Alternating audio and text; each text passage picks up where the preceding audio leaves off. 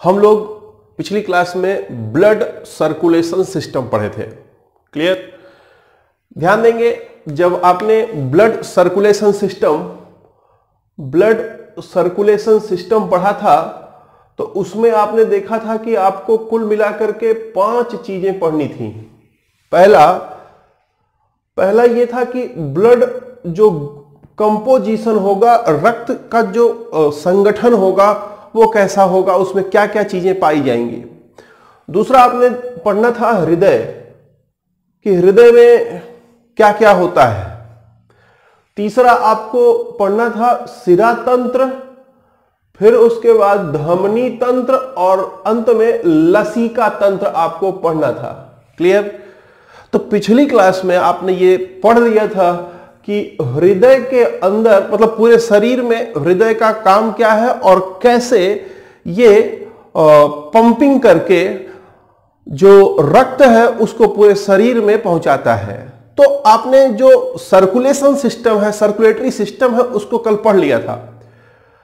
अब उसमें आपने ये देखा था कि शिराओं का इस्तेमाल होता है, यानी वेन्स का इस्तेमाल होता है, धमनियों का इस्तेमाल होता है, यानी आर्टरीज का इस्तेमाल होता है, और लसिका का इस्तेमाल होता है। तो इन तीनों को हम समझेंगे, इन तीनों के तंत्र को समझेंगे और साथ में समझेंगे कि ये जो रक्त है इसका कंपोजिशन क्या है, क्या संगठन क्या है। तो आपके इम्तिहान में ब्लड कंपोजिशन से ढेर सारे सवाल उठते हैं। क्लियर है? ध्यान देंगे मेरी बात। पिछली क्लास जो थी वो पूरा का पूरा समझने वाली क्लास थी। आज वाली जो क्लास है ये ध्यान दें फैक्चुअल बेसिस पर है। सवाल एग्जाम में आपके पूछता है, इसलिए ये पढ़ाना आवश्यक है। अन्यथा ये स्किप भी किया जा सकता था, क्योंकि इसमें समझने वाली बहुत बड़ी चीजें नहीं है। ठीक, लेकिन इम्तिहान के दृष्टिकोण से इंपॉर्टेंट है, इसलिए महत्वपूर्ण बिंदु बताते हुए हमें आगे बढ़ना है। क्लियर? तो आइए समझते हैं। ब्लड कंपोजिशन की बात करेंगे जब, तो ब्लड कंपोजिशन में बोलता है कि जो ब्लड है वो 2 चीजों से मिलकर बना हुआ है। बोलता है कि ब्लड में प्लाज्मा और दूसरी कोशिका, रक्त कोशिका और प्लाज्मा, ये 2 मिलकर के पूरा ब्लड का कंपोजिशन बनाते हैं, जिसमें प्लाज्मा जो है वो 55% होता है और 45% कोशिका आपकी रक्त कोशिका होती है। क्लियर? 55% आपका प्लाज्मा होता है। ठीक है? अब देखिए, ये जो होता है बेसिकली ये तरल होता है ना? जो प्लाज्मा होता है ये बेसिकली तरल होता है। अब आप समझिए बात हमारी कि ये जो प्लाज्मा है इसमें तमाम तरीके के अकार्बनिक तत्व, तमाम जो न्यूट्रिएंट हैं यानी पोषक तत्व हैं वो, और प्लाज्मा जो प्रोटीन है वो पाए जाते हैं। क्लियर? इनऑर्गेनिक अकार्बनिक तत्व, पोषक तत्व और प्लाज्मा प्रोटीन इसी प्लाज्मा में ही पाए जाते हैं। तो जो अकार्बनिक तत्व हैं वो sodium bicarbonate, sodium chloride, potassium, magnesium, iron, calcium, इनका अपना अपना काम है आपके शरीर में। क्लियर है? सोडियम पोटेशियम, मैंने पिछली क्लास में बताया था कि सोडियम पोटेशियम का जो अगर ये ज्यादा हो जाता है तो फिर जो हार्ट रेट है वो उस पर असर पड़ता है, बताया था मैंने पिछली बार। कैल्शियम ज्यादा होता है तो भी असर पड़ता है। फिर उसके बाद यहां देखिए जो पीएच वैल्यू है, पीएच वैल्यू को मेंटेन करने का काम यही सोडियम बाइकार्बोनेट कार्बोनेट करता है। तो इस तरीके से ये जो स्थिति है ये अकार्बनिक तत्व है। फिर उसके बाद इसी प्लाज्मा में न्यूट्रिएंट यानी पोषक तत्व भी पाए जाते हैं। क्लियर? ये जो पोषक तत्व है वो अलग अलग तरीके के ग्लूकोज हैं। आपके शरीर में देखिए, आपकी कोशिका को जीवित रहने के लिए इसी ग्लूकोज से ही तो क्रिया होकर के एनर्जी मिलती है। ठीक है? तो ग्लूकोज, अमीनो एसिड मतलब अमीनो अम्ल और वसीय अम्ल और विटामिन, ये सब भी जितने न्यूट्रिएंट है ये सब जो है प्लाज्मा में ही पाए जाते हैं। क्लियर? अगला जो है बोलता है कि प्लाज्मा में प्रोटीन भी पाया जाता है, लेकिन ये जो प्रोटीन है वो लीवर से बनता है। क्लियर है? लीवर में बनने वाला प्रोटीन होता है। मुख्य रूप से इसमें ये एल्ब्यूमिन, ग्लोब्यूलिन और फाइब्रोनोजेन पाया जाता है। ठीक है, एल्ब्यूमिन, ग्लोब्यूलिन और फाइब्रोनोजेन पाया जाता है। ध्यान देंगे,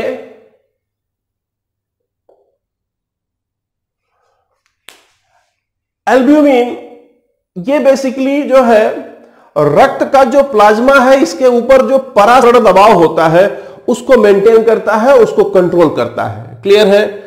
परासरण दबाव जो पड़ेगा उस प्लाज्मा पर, रक्त के बॉडी जो प्लेटलेट है उसका जो प्लाज्मा है, प्लाज्मा पर जो परासरण दबाव पड़ता है उसको कंट्रोल करने का काम एल्ब्यूमिन करता है। और ये एल्ब्यूमिन जो है एक प्लाज्मा प्रोटीन है। प्लाज्मा प्रोटीन ये ऐसा प्लाज्मा प्रोटीन जो यकृत यानी कि आपका जो किडनी है वहां से बनता है। क्लियर?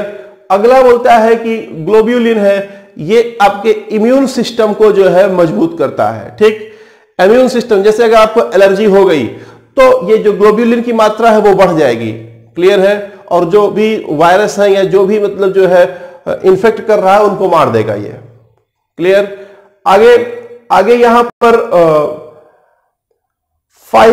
फाइब्रिनोजेन का काम क्या है कि ये ब्लड क्लॉटिंग में मदद करता है। ये भी एक तरह का प्रोटीन है और ये प्रोटीन भी यकृत यानी कि किडनी से ही मतलब जो है स्रावित होता है। क्लियर? तो ये ब्लड क्लॉटिंग में जो है सहयोग करता है। अगला है एंटीबॉडीज। एंटीबॉडीज आपको पिछली क्लास में या उसके पहले वाली क्लास में बताया गया था। एंटीजन, एंटीबॉडी ये प्लाज्मा में पाया जाएगा और ये एक तरह से रक्षा कवच होता है। क्लियर?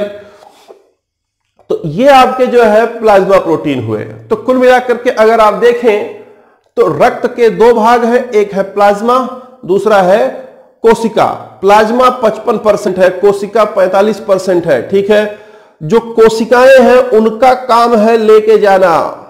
क्लियर है? कोशिकाओं का काम है ट्रांसपोर्टेशन करना, लेकिन ये जो बेसिकली है ये अपने साथ प्लाज्मा जो है अपने साथ जो कंटेन करता है वो है इनऑर्गेनिक सब्सटेंस या इनऑर्गेनिक तत्व, उसके बाद फिर जो है न्यूट्रिएंट और फिर प्रोटीन। तो जो न्यूट्रिएंट है वो बेसिकली ग्लूकोज, अमीनो एसिड, वसी एसिड, फिर उसके बाद जो है विटामिन है।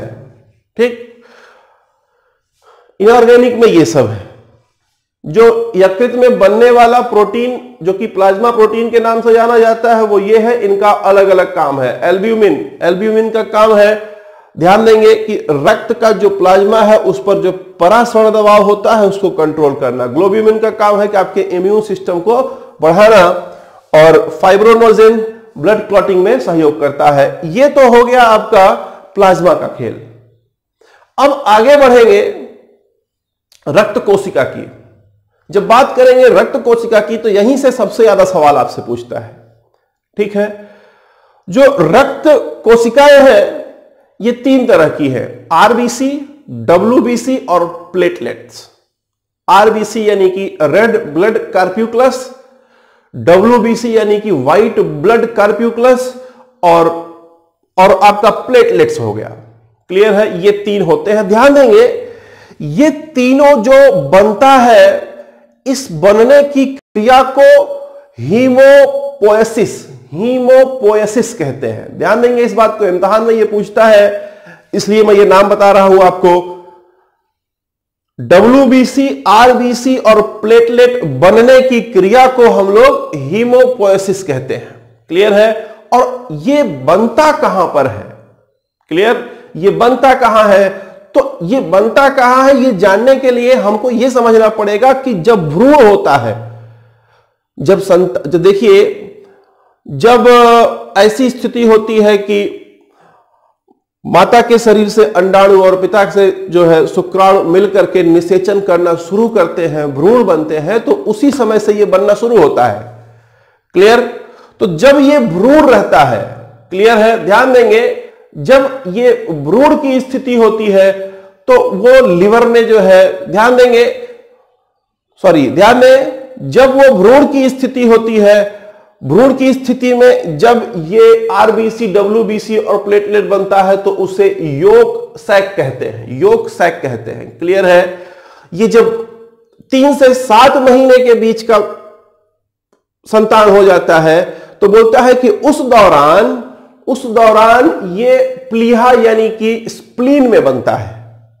क्लियर? लेकिन जब जन्म हो जाता है, जन्म से लेकर के मतलब इंसान जब बड़ा होना शुरू होता है तो ये पूरी क्रिया आरबीसी, डब्ल्यूबीसी और प्लेटलेट ये रेड बोन मैरो में जो है, रेड बोन मैरो यानी कि जो आपकी अस्थि मज्जा है उसके अंदर बनता है ये।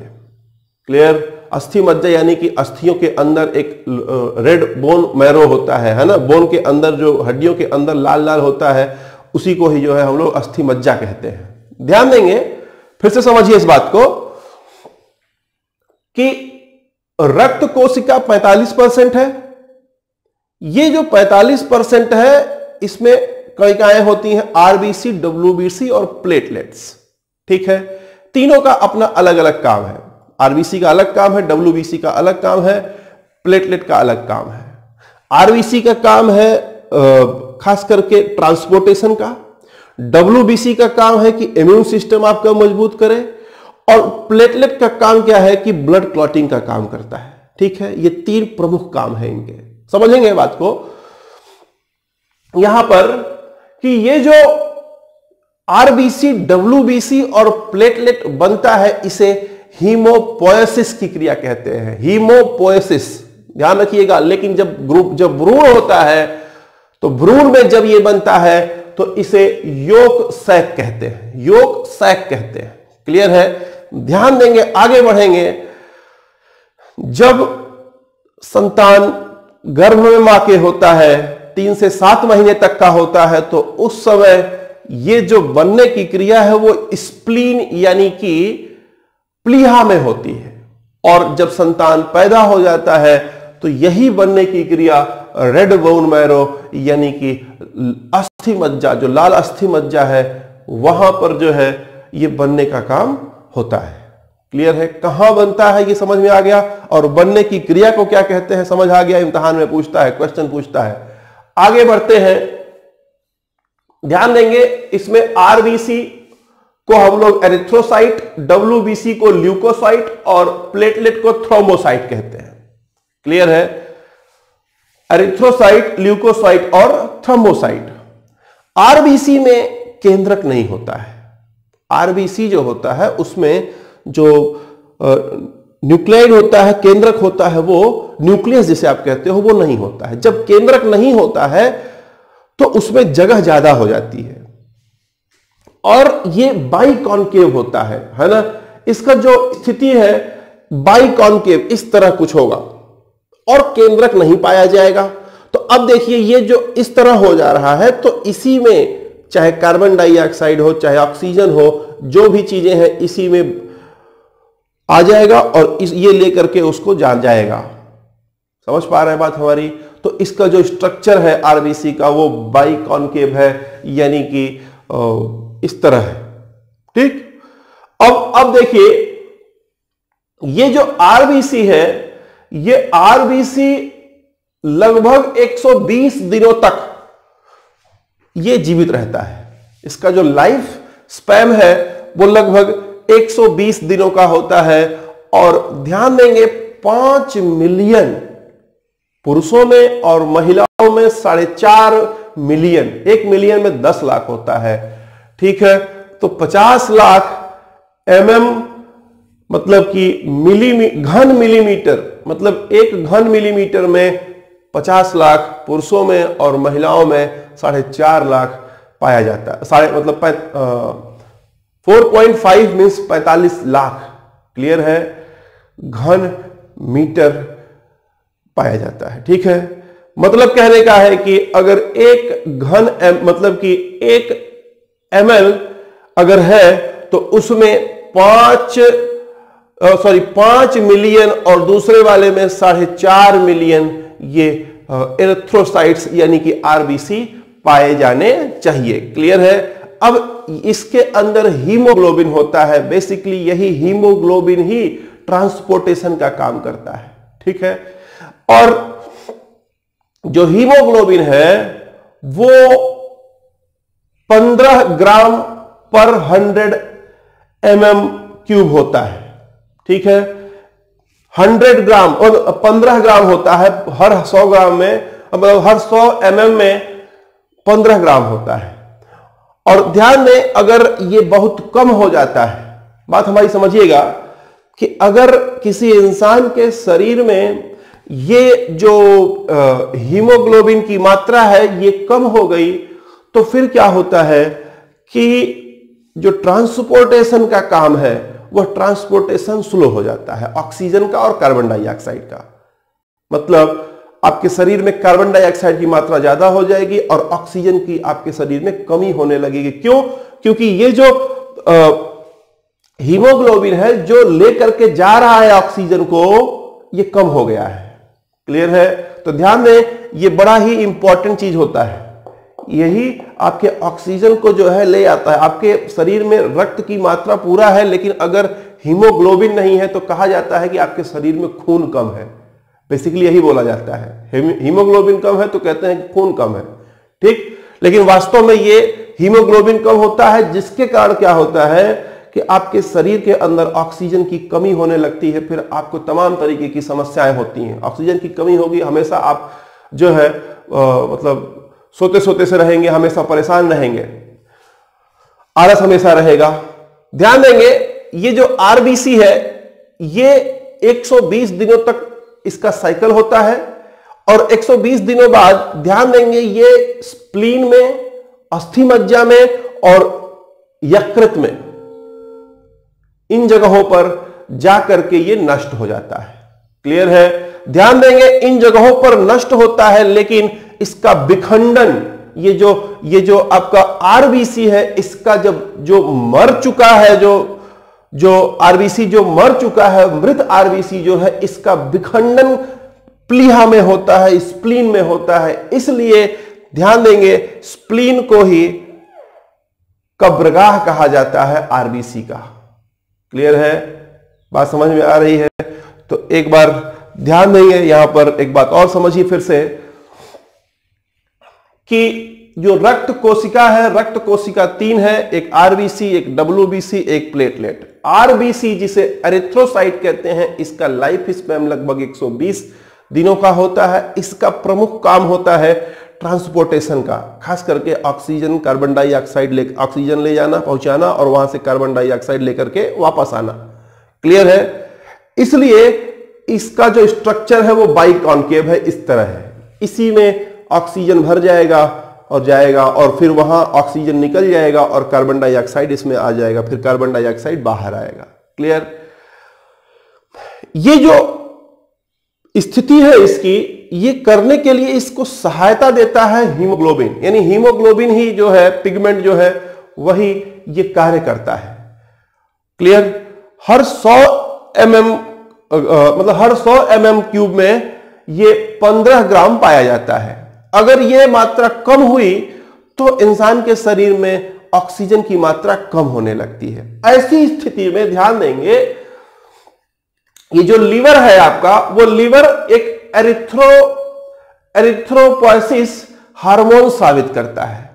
सॉरी, किडनी, ये जो किडनी आपका है, एक किडनी, जो आपकी किडनी है, वो एरिथ्रोपोएसिस हार्मोन स्रावित करती है। जो ये हार्मोन क्या करता है कि ये हार्मोन हीमोग्लोबिन को बढ़ाने में जो है मदद करता है। ठीक है।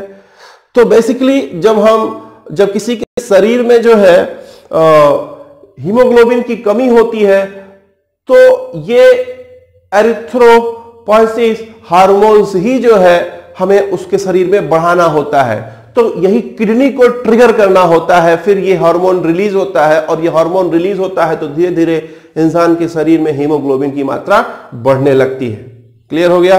तो ये है इसका, ये जो आप देख रहे हैं कि ये जो आरबीसी है, आरबीसी जाकर के जब समय पूरा हो जाता है तो प्लीहा में यानी स्प्लीन में, अस्थि मज्जा में, बोन मैरो में और यकृत में जाकर के ये नष्ट हो जाता है। ठीक है, अब ये जो मृत आरबीसी है इसका विखंडन स्प्लीन में होता है यानी प्लीहा में होता है। इसका विखंडन चूंकि प्लीहा में होता है इसलिए प्लीहा को ही इसका कब्रगाह माना जाता है। क्लियर है, आगे बढ़ते हैं। डब्ल्यूबीसी बोलता है कि डब्ल्यूबीसी जो है, जो रक्त कोशिका है उसमें सबसे बड़ी कोशिका है।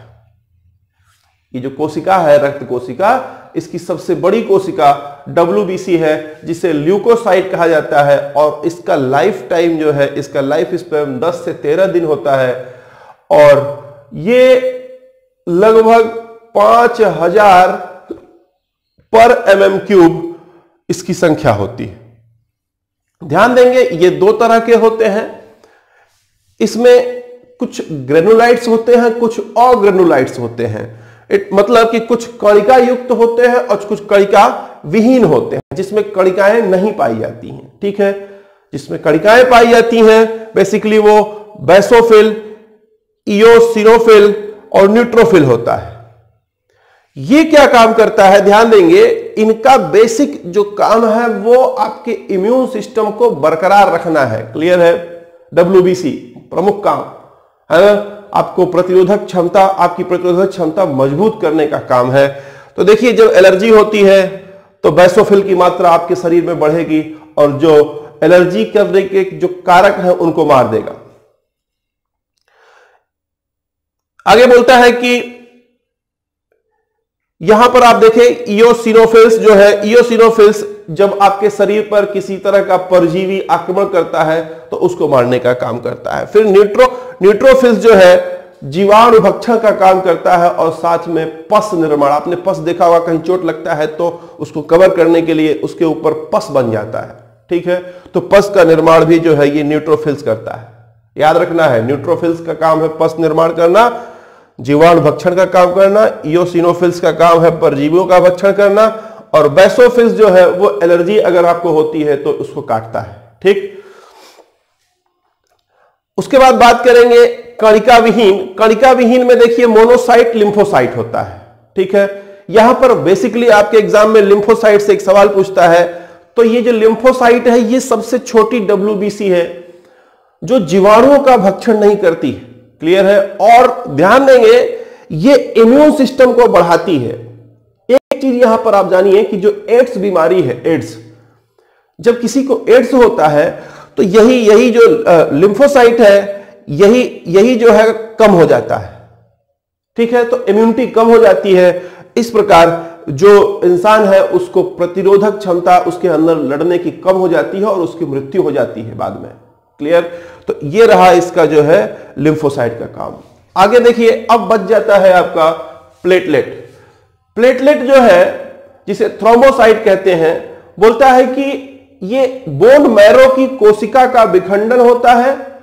ठीक है, बोन मैरो की कोशिका का विखंडन ये मेगा कैरियोसाइट्स, ठीक है, मेगा कैरियोसाइट्स जो है ये बोन मैरो की कोशिका है, इसका विखंडन होता है और इसी के विखंडन से जो है प्लेटलेट का निर्माण होता है। क्लियर, ध्यान रखेंगे, याद रखेंगे इस बात को, मेगा कैरियोसाइट्स, ये मेगा कैरियोसाइट्स बोन मैरो की कोशिका है। बोन मैरो यानी कि अस्थि मज्जा की कोशिका है और इसका जब विखंडन होता है तो प्लेटलेट यानी थ्रोम्बोसाइट बनता है और ये थ्रोम्बोसाइट जो बनता है, ध्यान देंगे, इसका प्रमुख काम, देखिए इसका प्रमुख काम है ब्लड की क्लॉटिंग करना। कभी अगर ऑपरेशन हो रहा हो, है ना, ऑपरेशन हो रहा हो तो अगर आपके शरीर में प्लेटलेट की मात्रा कम है तो ऐसे में प्रॉब्लम ये आएगी कि ब्लड क्लॉट नहीं होगा, है ना।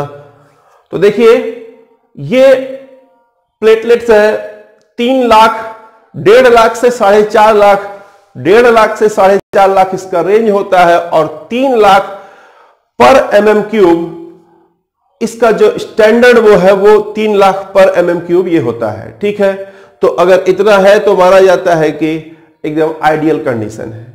बात समझ में आ रही है। तो ये आपके ब्लड के अंदर जो कंपोजिशन है वो कंपोजिशन हुआ। क्लियर, समझ में आ गई बात, रिवाइज कर दें 2 मिनट के अंदर। या छोड़ देते हैं? आप जो है इसको बना लीजिएगा, है ना। इस पर नोट्स मैं आपको लिखा दूंगा आगे चल करके, ठीक, नोट्स आपको मिल जाएगा। समझने वाली चीज कम है इसमें, याद कर समझने को तो है, लेकिन पूरा इसको समझने के लिए अगर पूरा समझाए हम तो कम से कम आपको 10 दिन चाहिए एक एक टॉपिक पढ़ने के लिए। तो अपने पास उतना टाइम है नहीं, इम्तिहान के दृष्टिकोण से केवल पढ़ाई करनी है, तो बस इतना ही पढ़ना आवश्यक है, ठीक है। इसको अगर आप याद कर लेते हैं, समझ जाते हैं, तो आपके इम्तिहान के दृष्टिकोण से बेहद इंपॉर्टेंट होगा, ठीक है। अब देखिए, आपने ब्लड कंपोजिशन पढ़ लिया। पिछली क्लास में आपने हृदय के कार्य विधि, क्रिया विधि को देख लिया था, और पूरा सर्कुलेशन करते समय आपने देखा था कि सिरा और धमनी का बेहद बड़ा रोल था, ठीक है। तो अब हम लोग सिरा, धमनी और लसिका तंत्र को देखेंगे। क्लियर है? तो आगे हम धमनी तंत्र, सिरा तंत्र और लसिका तंत्र पढ़ेंगे। क्लियर? तो इस पूरे कंपोजिशन में ध्यान देंगे। पूरे ब्लड सर्कुलेशन सिस्टम में आपको कुल मिलाकर के 5 चीजें देखनी थी, जिसमें सबसे पहले रक्त संगठन देखना था। फिर उसके बाद जो है हृदय की क्रिया विधि देखनी थी, किस तरीके से यह कार्य कर रहा है। फिर उसके बाद आपको धमनी यानी आर्टरी सिस्टम देखना था। फिर उसके बाद सिरा तंत्र यानी वेन्यूल सिस्टम देखना था। फिर उसके बाद आपको लसिका तंत्र देखना था कि किस तरीके से यह कार्य करता है, ठीक है। यह पूरा का पूरा हमें ब्लड सर्कुलेशन सिस्टम के अंदर ही पढ़ना था, ठीक। हमने रक्त संगठन पढ़ लिया, हृदय की क्रिया विधि पढ़ ली। अब ये तीनों एक साथ पढ़ेंगे, धमनी तंत्र, सिरा तंत्र और लसिका तंत्र, ये तीनों एक साथ पढ़ करके खत्म करेंगे। क्लियर है? ध्यान देंगे मेरी बात कि ये जो धमनी है इसको अंग्रेजी में आर्टरी कहा जाता है। आर्टरी तो आर मतलब होता है एयर, टर मतलब का होता है टू कैरी। आर्टर तो आर्टर मतलब जो है, आर मतलब एयर, यहां हवा को मतलब एयर को कैरी करने वाले को आर्टरी कहते हैं। मतलब जो हवा को कैरी करके, एयर को, वायु को कैरी करके ले जा रहा है, तो जाहिर सी बात है वो शुद्ध रक्त ले जा रहा है, ठीक। तो ये धमनी तंत्र जो है ये शुद्ध रक्त लेके जाती है, और ये सिरा तंत्र है ये अशुद्ध रक्त ले जाती है। दोनों का अपवाद जो है वो कौन है? पल्मनरी और पल्मनरी दोनों में अपवाद है। यहां का पल्मनरी अशुद्ध रक्त ले जाएगा और यहां का पल्मनरी शुद्ध रक्त ले जाएगा। क्लियर है? सामान्य तौर पर ये अशुद्ध लेके जाने वाले हैं और ये शुद्ध लेकर के जाने वाले हैं। लेकिन ये जो पी की बात आ गई, ये पी जो है आपका क्या है? एक्सेप्शन है, ठीक। यानी जो पल्मनरी आर्टरी होगी वो अशुद्ध रक्त ले जाएगी और जो पल्मनरी वेन होगा वो शुद्ध रक्त लेके जाएगा। ये जो है अपवाद है। अब देखिए, आर्टरी में जो मनुष्य के शरीर में सबसे बड़ी आर्टरी होती है, सबसे मजबूत आर्टरी, सबसे बड़ी आर्टरी जो होती है उसे अरोटा कहते हैं। हिंदी में उसे महाधमनी कहते हैं और यह शरीर की सबसे बड़ी धमनी होती है। क्लियर है? अच्छा, एक बात समझिए कि ये आगे बढ़ती जाएगी और मोटी होती जाएगी, बड़ी होती जाएगी, संख्या कम होती जाएगी। या कुछ ऐसा समझो, पेड़ देखते हैं, पेड़ क्या होता है कि नीचे खूब मोटा होता है, आगे बढ़ेगा तो पतला होता जाएगा, शाखाएं खुलती जाएंगी, ऐसे जैसे जैसे जाएंगे वैसे वैसे पतला होता जाएगा। तो वही हाल यहां भी है। सबसे जो मोटी है, जो सबसे मतलब जो है मुख्य है, वो कौन सी है? महाधमनी है, जो सबसे बड़ी है, ठीक। अब ये महाधमनी जब आगे बढ़ेगी तो कई भाग में बंट जाएगी, जिसे धमनी कहा जाता है, आर्टरी कहा जाता है। ठीक, यानी कई धमनियां मिलकर महाधमनी बनाती हैं। और ये जो धमनी है जब कई भागों में बढ़ती है आगे जाकर के, तो उसे धमनिका कहते हैं, आर्टियोल्स कहते हैं। क्लियर? और ये आर्टियोल्स जब और भागों में बढ़ती है तो उसे कैपिलरी कहते हैं। ध्यान देंगे, कैपिलरी जो होती है उसे केशिका कहते हैं, कोशिका नहीं, केशिका। और केशिका जो होता है, ध्यान दीजिएगा मेरी बात, सबसे छोटी रक्त वाहिनियां होती हैं।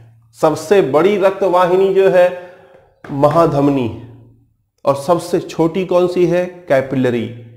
बात समझ में आएगा? जैसे पेड़ में सबसे मोटा तना होता है और सबसे जो पतला होगा पत्ता का एकदम जो जड़ होता है वो होता है, तो ऐसे है सबसे बड़ा जो होता है वो कौन है? महाधमनी है। और सबसे छोटी जो होती है वो केशिकाएं होती हैं, कोशिका नहीं, केशिका। क्लियर है? ये जो केशिका है, ये केशिका धमनी तंत्र और शिरा तंत्र को, धमनी तंत्र, शिरा तंत्र और लसिका तंत्र तीनों को जोड़ती है, टी बनाते हुए। ठीक है? समझते हैं कैसे। अब देखिए, ये कोशिका है, मान लीजिए शरीर की कोई कोशिका है। ठीक, इस कोशिका के अंदर जो द्रव्य पाया जाएगा उसे हम कोशिका द्रव्य कहेंगे। लेकिन इस कोशिका के बाहर जो द्रव्य पाया जाता है, देखिए एक कोशिका, दो कोशिका, मतलब कई कोशिकाएं मिलकर के ऊतक बनाती हैं। ठीक है? टिश्यू बनाती हैं। तो ये जो कोशिका है, इसके बाहर जो द्रव पाया जाएगा उसे टिश्यू द्रव यानी कि ऊतक द्रव्य कहते हैं, टिश्यू फ्लूइड कहते हैं, ऊतक द्रव्य कहते हैं। क्लियर? अब देखिए, इस कोशिका को पोषक तत्व चाहिए, इस कोशिका को ऑक्सीजन चाहिए, है ना? इस कोशिका को प्रोटीन चाहिए, चाहिए कि नहीं चाहिए? इस कोशिका को अलग अलग तरह के इनऑर्गेनिक सब्सटेंस चाहिए। याद करिए, इनऑर्गेनिक सब्सटेंस, जिसमें आपके पोटेशियम, सोडियम, ये सारी चीजें जो है इसको चाहिए। तो ये मिलेगा कैसे इसको? है तो ये सब चीजें रक्त के पास। तो ध्यान देंगे, जो ये कैपिलरी है, जो केशिका है, ये केशिका ला करके उन तत्वों को, चाहे वो पोषक पदार्थ हो, चाहे वो गैसें हो, चाहे वो जो भी न्यूट्रिएंट, जो भी चीजें हैं, उनको ला करके इसी ऊतक द्रव्य में छोड़ देता है। और ऊतक द्रव्य से ये कोशिकाएं उसको ग्रहण कर लेती हैं। और ये कोशिकाओं के पास जो वर्ज्य पदार्थ होता है, जैसे कार्बन डाइऑक्साइड हुआ या और जो भी चीजें वर्ज्य पदार्थ हुई, फिर इसको ये दे देता है। समझ पा रहे हैं बात हमारी? कोशिका को जो चाहिए वो टिश्यू फ्लूइड यानी कि ऊतक द्रव्य से लेगा, और कोशिका को जो नहीं चाहिए, कोशिका वो छोड़ किस में देगा? इसी ऊतक द्रव्य में छोड़ देगा। क्लियर है? ध्यान देंगे, ये जो केशिकाएं हैं, ये केशिकाएं यहां से वो पोषक तत्व, वो ऑक्सीजन, वो सब चीजें लेके आएंगी और ला करके टिश्यू फ्लूइड यानी ऊतक द्रव्य में छोड़ देंगे। और ध्यान देंगे मेरी बात, यहां पर जो वर्ज्य पदार्थ होगा उसको ले करके जाएंगी और ले करके ये इधर चली जाएगी। ये सिरकाएं हैं और सिरकाओं से आगे सिराएं हैं, यानी वेन्यूज है, उसके बाद वेन्स है। तो देखिए ना, ऐसे ध्यान दीजिए, ये शुद्ध रक्त आ रहा है, कैपिलरी जो है, केशिका है, वहां से जो है ये कोशिकाओं में जा रहा है। और फिर कोशिका से जो अशुद्ध चीजें हैं वो फिर इसी कोशिकाओं के माध्यम से बढ़ते हुए सिरकाओं में जाती हैं। सिरकाओं से, सिरकाएं मतलब पतली पतली धाराएं होंगी, और यही जब मोटी हो जाएगी तो वेन्स कहलाएगी। यही वेन्स आप देखेंगे आगे चल करके ये आपके आलिंद में आकर के जो है खुलती हैं, अग्र और पश्च महाशिरा के नाम से। समझ पा रहे हैं बात हमारी? ये अशुद्ध रक्त देखिए जा रहा है, अशुद्ध रक्त। तो हर कोशिका से अशुद्ध रक्त ऐसे निकलेगा और वो सारे इकट्ठे होकर के हृदय के बाएं आलिंद में, दाहिने आलिंद में आएंगे। जब दाहिना आलिंद भर जाएगा और ये प्रंकुचित होगा, कॉन्ट्रैक्ट करेगा, तो यहां से ब्लड दूसरे चैम्बर में आएगा और ये होगा आपका दाहिना निलय। दाहिना निलय जब भर जाएगा अशुद्ध रक्त से और ये कॉन्ट्रैक्ट करेगा, तो यहां से देखिए, ये यहां से अशुद्ध रक्त बाहर चला जाएगा। और ये अशुद्ध रक्त ले जाने वाला कौन है पता है? Pulmonary artery. ये जो एक्सेप्शन बताया था मैंने, पल्मोनरी आर्टरी यही है। यही देखिए अशुद्ध रक्त लेके कहां जा रही है? फेफड़े में जाएगी। ठीक है, जब ये फेफड़े में पहुंच जाएगा, तो फेफड़े से फिर से रक्त यहां आ जाएगा। कहां आएगा? बाएं आलिंद में आएगा। बाएं आलिंद में लाने वाला जो है ये पल्मोनरी वेन है। देखिए फेफड़े में जब ये रक्त फेफड़े में पहुंचा तो फेफड़े में ये ऑक्सीजनेटेड हो गया, शुद्ध बन गया। शुद्ध हो गया तो फिर इसको ले जा कौन रहा है? Pulmonary vein. ये पल्मोनरी वेन देखिए, ये पल्मोनरी वेन जो है मैंने बताया था कि अपवाद है, सारी शिराएं अशुद्ध लेके आती हैं, लेकिन ये पल्मोनरी वेन देखिए फेफड़े से शुद्ध रक्त लेकर के यहां आएगी और ये शुद्ध रक्त फिर से यहां आएगा। जब ज्यादा हो जाएगा तो निलय में आएगा और जब निलय से प्रेशर बढ़ेगा तो इस रास्ते से, ये बगल वाला रास्ता देखिए, यहां से जो है निकल जाएगा और ये आगे सिस्टेमिक धमनी इसे कहते हैं। और ये आगे जा करके इन धमनियों में, ये जो महाधमनी है, इससे फिर धमनी में, धमनी से धमनिका में, धमनिका से केशिका में, केशिका से फिर कोशिका में। क्लियर है? समझ पा रहे हैं? तो कोशिका से अशुद्ध निकला, केशिका में गया, केशिका से सिरका में गया, सिरका से सिरा में गया, सिरा से जो है हृदय में आया, शुद्ध हुआ, शुद्ध होकर के हृदय में आया, फिर शुद्ध हुआ, फेफड़े से शुद्ध होने के बाद जो है फिर यहां से निकला और निकल करके यहां आया, यहां से यहां गया, यहां से यहां गया, सब कुछ क्लियर है? समझ में आ रहा है बात? ठीक है, ये देखिए ये आपका सिरा तंत्र और धमनी तंत्र हो गया। अब ध्यान देंगे लसिका। ये देखिए इसी को लसिका ध्यान देंगे। ये जो द्रव है जैसे ही ये इस नली में घुसता है, इसी को लसिका तक कहते हैं। बोलता है कि आरबीसी को अगर निकाल दिया जाए, पूरे रक्त में से आरबीसी को निकाल दिया जाए, तो जो बचता है वो लसिका है। समझ पा रहे हैं बात हमारी? आरबीसी जो रेड पिगमेंट बनाता है, जो कलर बनाता है ना, पूरा आरबीसी निकाल दोगे तो एक साफ पारदर्शक जो कलर जो बनेगा, जो फ्लूइड, वो पूरा पूरा लसिका है। ठीक है, तो ये जब जैसे ही इसमें घुसेगा, पूरा सिस्टम में जाएगा, तो इसको ही क्या कहेंगे हम? लसिका तंत्र कहेंगे। समझ आ गई बात? तो इस प्रकार आपने पूरा का पूरा ये पढ़ लिया है। ठीक है, रक्त संगठन भी आपने पढ़ लिया। थोड़ा सा ये वाला जो पार्ट होगा में भी आपको कम समझ आया हो, क्योंकि ये एक ऐसा पार्ट है जिसमें समझना नहीं, याद करने वाला पार्ट है। ठीक है, उम्मीद करते हैं कि आप इस बात को समझ पा रहे होंगे कि याद करने वाला पार्ट है, फिर भी आपको ये उस लहजे में पढ़ाया गया है कि आप कुछ समझ सकें। बाकी सारी चीजें एकदम स्पष्ट होंगी आपको। हृदय, धमनी, सिरा, लसिका, कैसे ये जो है प्रवाहित होता है। उम्मीद करते हैं कि आपको सारी चीजें समझ में आई हैं। इससे संबंधित जो प्रश्न है आप कमेंट सेक्शन में आइए।